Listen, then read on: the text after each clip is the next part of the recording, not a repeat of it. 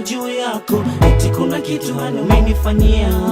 Mganga sasa sababu mimi kuja kwako, ila mimi mwenye moyo nimekuchagua na kutafuta nione sura yako na kutamani iwe karibu yako.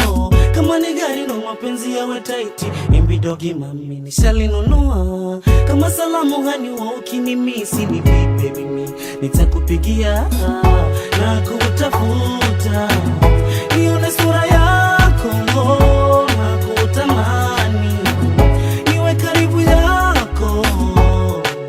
Haya baby, yeah.